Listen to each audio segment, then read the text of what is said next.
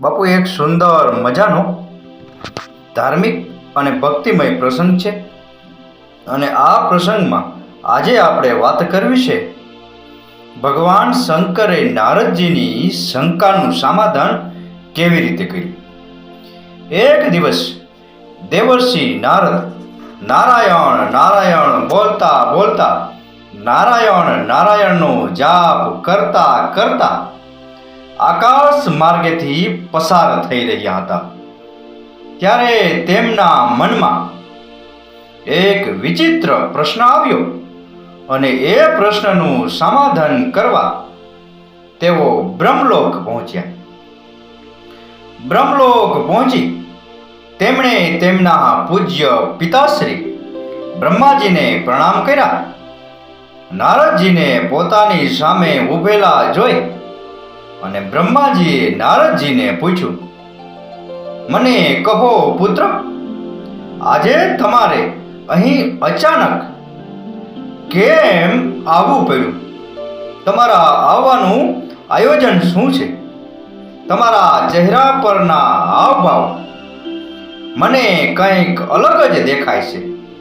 કોઈ ખાસ હેતુ કે કોઈ સમસ્યા હોય એવું મને લાગે છે. નારદજીએ બ્રહ્માજીનો પ્રશ્ન સાંભળી અને જવાબ આપ્યો, પિતાશ્રી, કોઈ ખાસ હેતુ તો નથી, પણ એક પ્રશ્ન મને પરેશાન કરી રહ્યો છે. હું તેનો જવાબ જાણવા માટે આપની પાસે આવ્યો છું. તો આપ મારી આ શંકાનું સમાધાન કરો તો આપનો હું આભારી રહીશ. બ્રહ્માજીએ કહ્યું, તો પછી વિલંબ શા માટે કરો છો પુત્ર? તમારી શંકાઓનું ઝડપથી નિરાકરણ કરવું એ મારે માટે શ્રેષ્ઠ છે. હું આપના પ્રશ્નનો જવાબ આપવા માટે આતુર છું. માટે નિસંકોચપણે તમારો પ્રશ્ન મને પૂછો.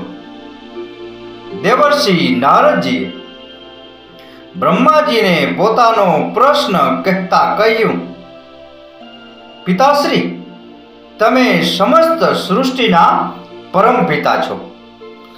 દેવો અને દાનવો તમારા બાળકો છે. દેવો ભક્તિ અને જ્ઞાનમાં શ્રેષ્ઠ છે, તો જ્યારે દાનવો શક્તિ અને તપ કરવામાં શ્રેષ્ઠ છે.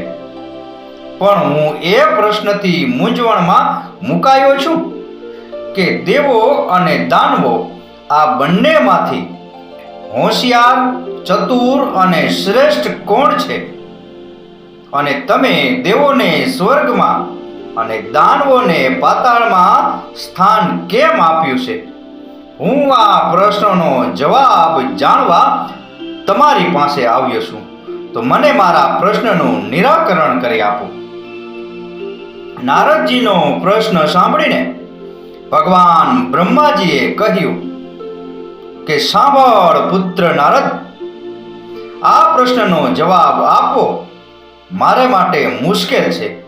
માટે હું તેનો જવાબ આપી શકીશ નહીં, કારણ કે દેવતાઓ અને દાનવો બંને મારા પુત્રો છે અને મારા બંને પુત્રોની તુલના મારા પોતાના મુખેથી કરવી યોગ્ય રહેશે નહીં. પરંતુ તેમ છતાં ભગવાન શિવ તમારા પ્રશ્નનો જવાબ શોધવામાં ચોક્કસપણે તમારી મદદ કરી શકે છે. બ્રહ્માજીની પરવાનગીથી દેવર્ષિ નારદ બ્રહ્મલોકમાંથી વિદાય લઈ કૈલાસ પર્વત પર આવ્યા. કૈલાસ પર્વત પર આવી ભગવાન શંકર પાસે ગયા અને પોતાની સમસ્યા રજૂ કરી. ભગવાન શંકરે નારદજી પર સ્મિત કર્યું અને કહ્યું કે દેવર્ષિ નારદ, તમારો પ્રશ્ન એકદમ ઉચિત છે. એના માટે તમારે દેવતાઓ અને દાનવો માટે ભોજનનું આયોજન કરવું પડશે અને તેમને આમંત્રણ આપવું પડશે. તમે ભોજનનું આયોજન કરો અને તેમને આમંત્રણ આપો. આવી સૂચના ભગવાન શંકરે નારદજીને આપી. ભગવાન શંકરના આદેશ મુજબ નારદજીએ પણ એવું જ કર્યું અને બીજા દિવસે ભગવાન શંકર આશ્રમમાં નારદજીની સાથે દેવતાઓ અને દાનવોને મહેમાન તરીકે આતિથ્ય આપવા માટે પધાર્યા. રાક્ષસો ભોજનનો આનંદ માણવા માટે સૌપ્રથમ નારદજીના આશ્રમમાં પહોંચી ગયા અને ભગવાન શંકરને વિનંતી કરવા લાગ્યા કે અમે સૌથી પહેલા પહોંચ્યા છીએ, માટે પ્રથમ ભોજન કરવાના અમે હકદાર છીએ, માટે અમને પ્રથમ ભોજન કરવાની અનુમતિ આપો. ભોજનની થાળીઓ પીરસવામાં આવી. રાક્ષસો જમવા બેઠા. તેઓ ખાવાનું શરૂ કરવાના હતા ત્યારે ભગવાન શિવ હાથમાં લાકડીઓના ટુકડા લઈ અને તેમની સમક્ષ પ્રગટ થયા અને દાનવોને કહ્યું કે આજના ભોજન માટે એક નાની એવી શરત છે. હું અહીં હાજર દરેક મહેમાનના બંને હાથમાં લાકડીઓ એવી રીતે બાંધીશ કે હાથ કોણીએથી વળી ના શકે અને બધાએ આ સ્થિતિમાં ભોજન કરવું પડશે. થોડા સમય પછી બધા રાક્ષસોના હાથમાં લાકડીઓ બાંધી દેવામાં આવી.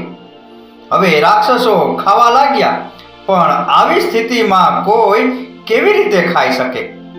કેટલાક રાક્ષસોએ થાળીમાં સીધું મોં નાખી અને ખાવાનો પ્રયાસ કર્યો, જ્યારે કેટલાક રાક્ષસોએ હવામાં ભોજન ફેંકીને ખોરાક મોંમાં નાખવાનો પ્રયાસ કર્યો.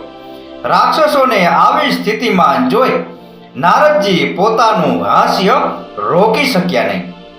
પોતાના બધા પ્રયત્નો નિષ્ફળ જતા જોઈ અને રાક્ષસો ખાધા વગર ત્યાંથી ઊભા થઈ ગયા અને ગુસ્સામાં બોલ્યા કે જો તમે અમારી સાથે આવું કરવા માંગતા જ હતા તો પછી અમને ભોજન માટે આમંત્રણ શા માટે આપ્યું? થોડા સમય પછી દેવતાઓ પણ અહીં આવશે.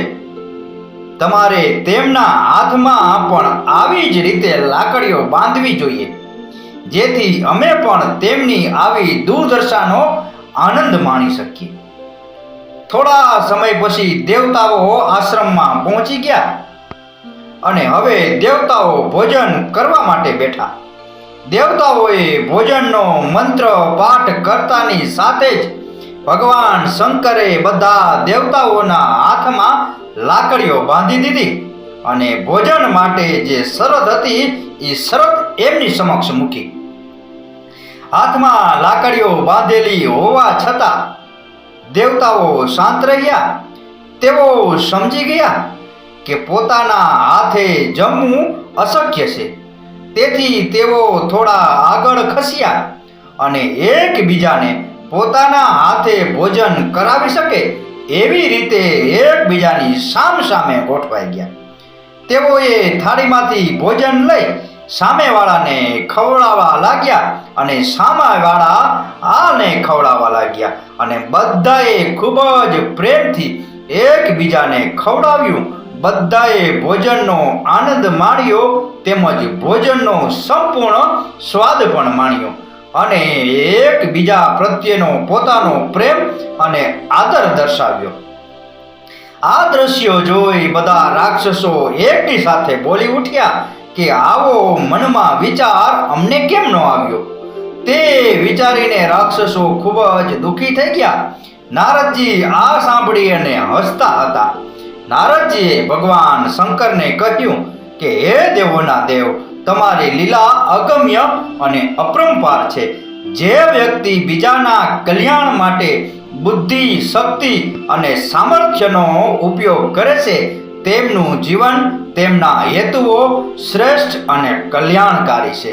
ત્યારબાદ નારદજીએ ભગવાન શંકરનો આભાર વ્યક્ત કરતા કહ્યું, તમે પુરાવા સાથે સાબિત કરી દીધું છે કે આપણું પોતાનું કલ્યાણ બીજાના કલ્યાણમાં રહેલું છે.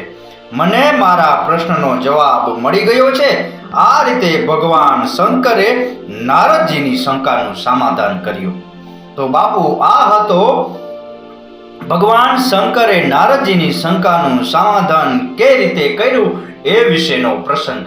આ પ્રસંગ, આ કથા, આ વાર્તા પૂરેપૂરી સાંભળી એ બદલ આપનો ખૂબ ખૂબ આભાર. આપનો દિવસ શુભ રહે. મહાદેવ હર.